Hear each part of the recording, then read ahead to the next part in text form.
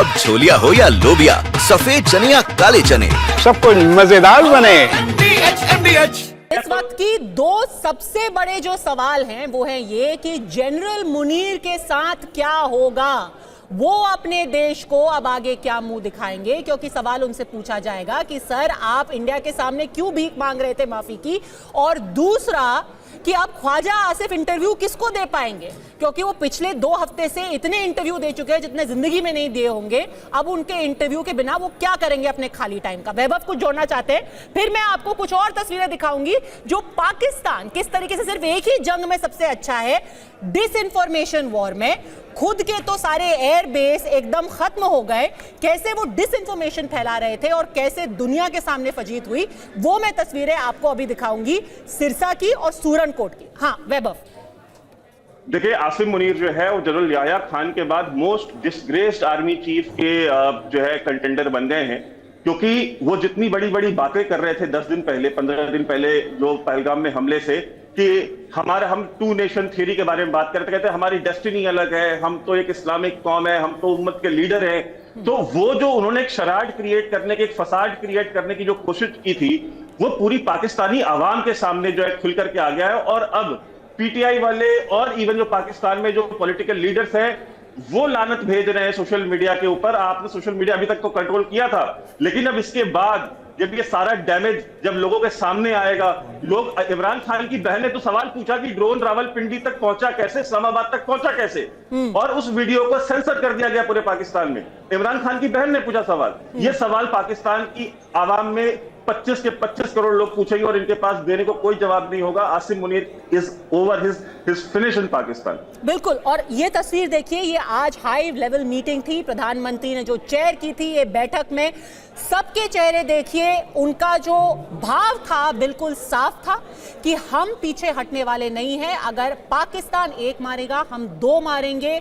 उनको हम घुटने पर ला चुके हैं। सुशील कुमार सिंघल फॉर्मर एम्बेसडर भी हमारे साथ जुड़ चुके हैं। Sir thank you very much हमसे जुड़ने के लिए। अब पाकिस्तान के लिए ये वैश्विक तौर पर क्या उसकी स्थिति बेहद कमजोर हो चुकी है, क्योंकि उन्होंने जो अभी तक दावे किए थे उनके झूठ सारे पकड़े गए हैं। उन्होंने जो क्लेम्स किए थे कि हमने क्या नुकसान भारत को पहुंचाया है उसका सारा पर्दाफाश हो चुका है। दूसरी बात, उन्होंने जो सिविलियन एरियाज पर अटैक किए हैं, अब भारत हर मंच पर जाकर के दिखाएगा, देखिए सिविलियंस को इन्होंने टारगेट बनाया, आर्म्ड ड्रोन्स भेजे, हेवी आर्टिलरी फायरिंग की, और सबसे जरूरी बात आतंकियों का संरक्षण। कैसे एक आतंकी जैश ए मोहम्मद का नमाज़े जनाजा में शामिल होता है ग्लोबली, क्या अब पाकिस्तान आइसोलेट हो जाएगा सीज फायर के बाद?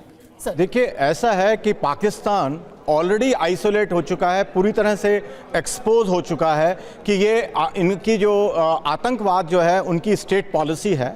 और इसके लिए मैं याद दिलाऊं, अभी पीछे जो पाकिस्तान की रिक्वेस्ट पर यूएन सिक्योरिटी काउंसिल की मीटिंग हुई थी, उसमें पाकिस्तान को उम्मीद थी कि जो सिक्योरिटी काउंसिल मेंबर्स, आपको 2 सेकंड के लिए रोकूंगी। विदेश मंत्री एस जयशंकर का ट्वीट अभी आया है, उन्होंने कहा है India and Pakistan have today worked out an understanding on stoppage of firing and military action, यानी कि दोनों के बीच में सहमति हुई है कि अब फायरिंग और मिलिट्री एक्शन को रोक दिया जाए।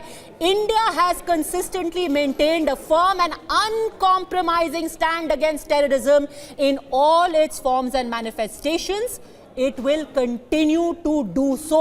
तो सीज फायर हो गया है, लेकिन आतंक के खिलाफ जो स्टैंड है भारत का वो बिल्कुल भी बदला नहीं है।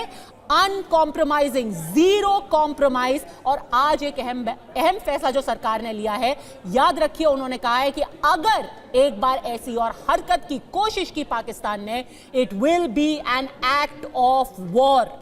बहुत बड़ा फैसला भारत ने लिया है, रूल्स ऑफ एंगेजमेंट बदल चुके हैं। Sir please complete your point. या so I was telling about security council में उनके साथ जो पूछताछ की गई एक तरीके से कि भाई उन्होंने आतंकवाद में क्यों समर्थन दे रहे हैं, या पहलगाम में कैसे उस तरह का हुआ, तो वो क्लियर इंडिकेशन था कि पाकिस्तान को जो है सपोर्ट जो है नहीं मिल रहा कहीं भी विदेशों किसी भी देश से। और अब जो भारत ने अब जो शर्त लगाई है और ये कहा है कि सीज फायर होगा, ठीक है, लेकिन कोई भी अगर आतंकवादी हमला भारत के ऊपर हुआ तो भारत उसको एक्ट ऑफ वार मानेगा। तो भारत ने थ्रेशोल्ड बिल्कुल कंप्लीटली चेंज कर दिया, जैसा आपने कहा कि rule of engagement completely change हो गए हैं, एब्सोल्युटली बिल्कुल पूरी तरीके से चेंज हो गए हैं। और पाकिस्तान को नई रियलिटी उसको फेस करनी पड़ेगी, उसको रियलाइज हो रहा होगा कि आतंकवाद as a instrument of state policy काम नहीं करेगा, इसका जो है, और उसको खमियाजा उठाना पड़ेगा। अब छोलिया हो या लोबिया, सफेद चने या काले चने, सब कुछ मजेदार बने। MDH